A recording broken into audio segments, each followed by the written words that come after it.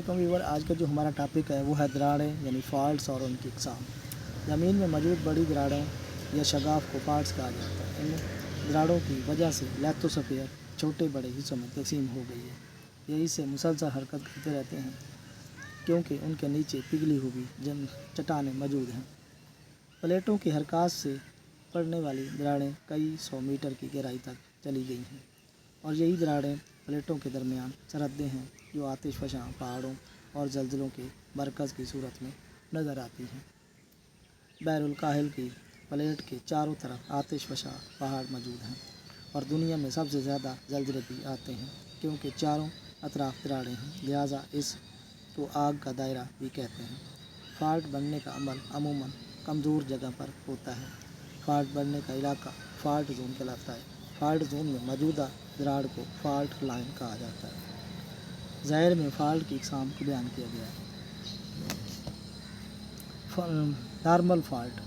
Normal fault میں کشر الارض کے ٹکڑے مخالف سمت میں حرکت کرتے ہیں اور بالائی تہوں کے ہٹ جانے والا لاوا زمین کے کمزور حصوں سے باہر نکل آتا ہے اور آتش فشانی عمل وقوع پذیر ہوتا ہے۔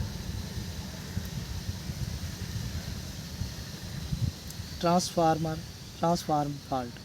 یہ پلیٹوں کے ٹکڑے آگے پیچھے حرکت کرتے ہیں تو آپس میں رگڑ کھاتے ہیں۔ اس طرح کا فالٹ ٹرانسفارم فالٹ کہلاتا ہے۔ اس فالٹ میں زمین کا کوئی حصہ اوپر یا نیچے حرکت نہیں کرتا۔ Reverse fault.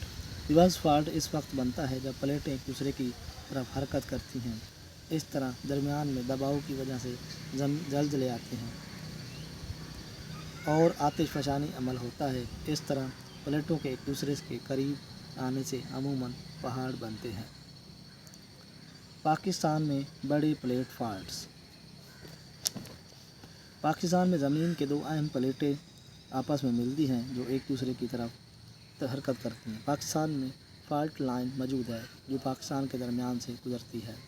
یہ یورشین پلیٹ کو انڈین پلیٹ سے جدا کرتی ہے، لہٰذا یہ خطہ زلزلوں کا اہم مرکز ہے۔ 8 اکتوبر 2005 میں آنے والا زلزلہ انہی پلیٹوں کے درمیان حرکات کی وجہ سے آیا تھا، جس سے بڑے پیمانے پر جانی اور مالی نقصان ہوا تھا۔ مستقبل میں بھی یہ چھوٹے بڑے زلزلوں کا مرکز بن سکتا ہے۔ زلزلوں کی وجوہات اور ان کے اثرات اور تقسیم۔ زلزلہ کی تعریف۔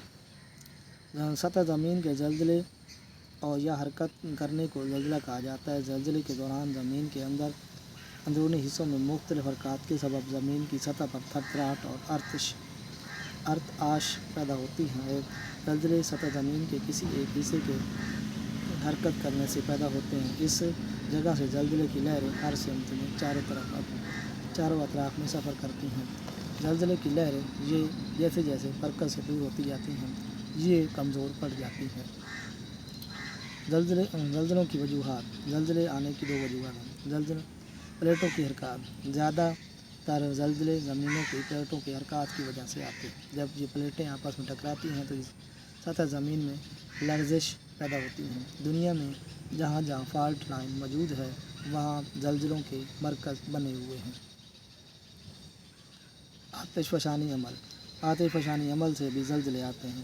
جب لاوا سطح زمین کے کسی کمزور حصے کو پھاڑ کر باہر آ جاتا ہے تب زمین کی سطح پر حرکت پیدا ہوتی ہے۔ اس طرح آتش فشانی عمل زلزلے کا سبب بنتا ہے۔ زلزلوں کے اثرات۔ زلزلوں سے عمارتیں تباہ ہو جاتی ہیں، لوگ زخمی ہو جاتے ہیں، جانی اور مالی نقصان بھی ہوتا ہے، ذرائع آبپاشی متاثر ہوتے ہیں، کھڑی فصلیں تباہ ہو جاتی ہیں، بجلی، گیس اور پانی کا نظام درہم برہم ہو جاتا ہے۔ بجلی اور گیس کی وجہ سے بعض اوقات آگ بھی لگ جاتی ہے۔ امدادی کارروائیوں میں دشواری پیش آتی ہے۔ زلزلوں سے سیلاب آنے کا بھی خطرہ ہوتا ہے۔ سڑکیں اور پل وغیرہ تباہ ہونے سے رائے آمد و رفت کی سہولتیں متاثر ہوتی ہیں۔